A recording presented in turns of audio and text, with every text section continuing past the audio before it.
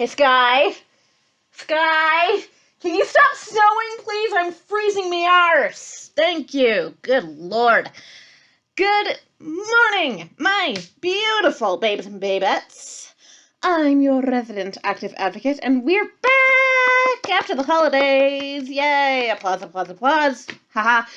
Alright, so, bit of preamble before we get into this. This is an introduction to a new series called Daily Disability.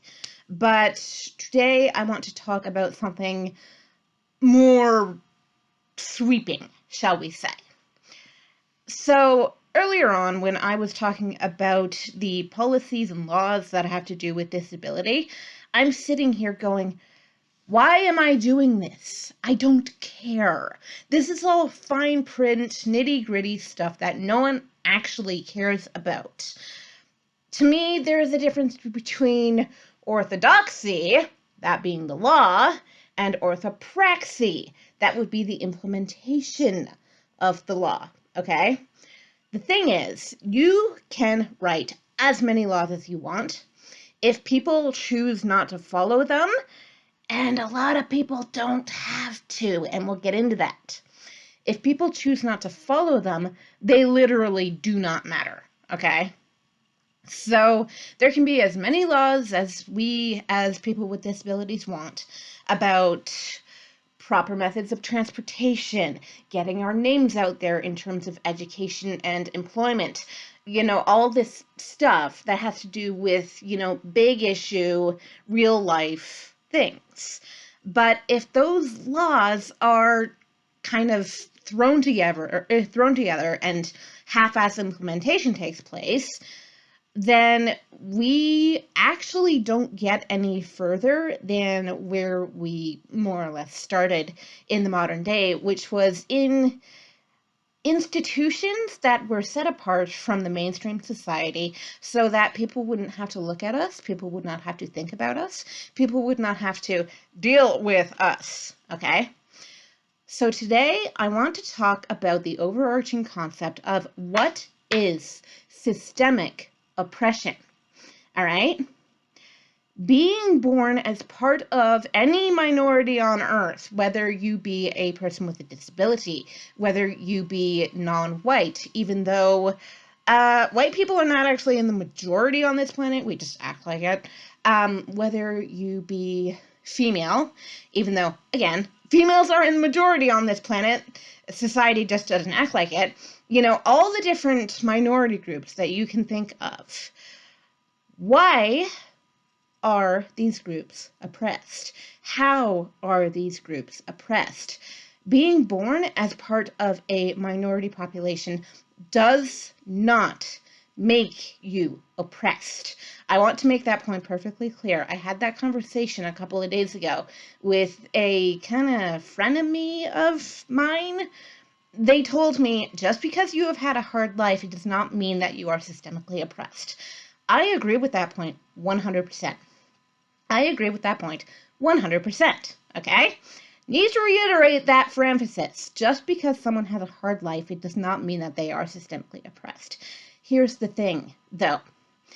Minority citizens of literally any stripe, the reason why I would argue that I personally am, to a degree, systemically oppressed, is because it is still, in the eyes of the system, okay to treat me and people like me as though we are worth less than people who are not like me, the abled, okay?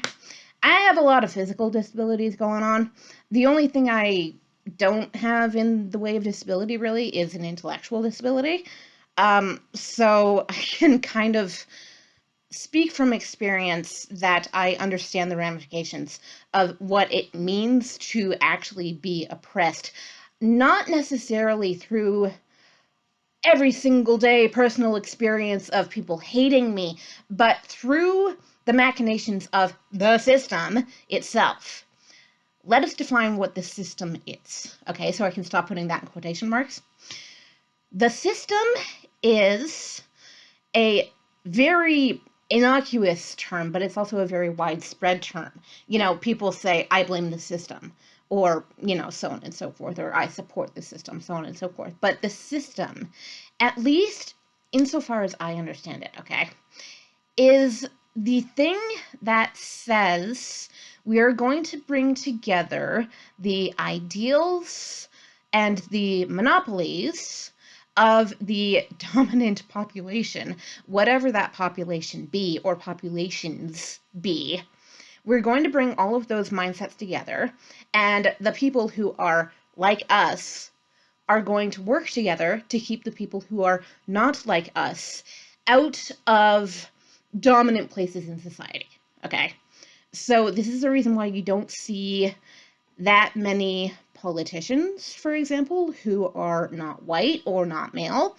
You don't see that many people with intellectual disabilities working high-level jobs. You don't see that many people who are born into poverty rise out of poverty. In that particular statistic, by the way, there is a 2% margin of error. But 98% of people who are born into poverty will not rise out of poverty, okay? So that is an example of systemic oppression, okay? Because poverty, just as one example of this, is firmly based in and on the hierarchy on which our society is founded. There is us, there is like us, there is not us, and there is them, whoever them happens to be today. Largely for the past decade, it has been Muslims and non-white immigrants coming to traditionally white parts of the world, you know, like the North and the Northwest of the globe. All right. But the thing about systemic oppression is that it's not just in my part of the world. It's not just in Canada. It's all the way around the world. In Canada, we actually have it rather lucky. If you are not Indigenous, for example, okay, we actually have it really, really lucky because even the poorest among us are still richer than about 90% of the globe. So I don't really have a moral high ground from which to talk here, okay? I was born into what some people would consider privilege. I do have intrinsic things, quote, wrong with me in terms of the disabilities, but how is that wrongness defined? That is systemic oppression because that is defined by the system. All right, so I don't know who you are. I don't really mind who you are either way, but if you think about it, do you belong to any particular minority group in your particular culture? And if you do, how does that inform your life experience? That is what I want to talk about with this upcoming series. I am going to be rather me-focused for a little bit and talk about my experiences as a person with multiple disabilities, which have, because of the way society is structured, somewhat hampered my capacity to be fully integrated into the wider society. Be that through a psychological block, be that through a physical block, and there are a lot of both of those, by the way. But I'm going to be talking about my specific examples, but also then generalizing about how this sort of thing affects other people, because it's not just me. It really is not just me, okay? Like I say, for example, I don't have an intellectual disability.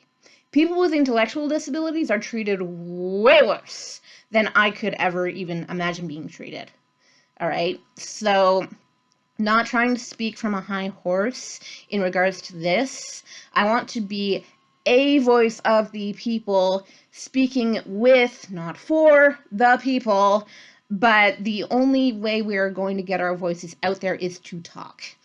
And some people don't appreciate communication as a skill. But if you don't communicate what you have experienced, no one's going to be aware of how things can be made better. That's my goal with this series. So, Daily Disability shall be the name, and I shall be talking about the daily boundaries faced by people with disabilities.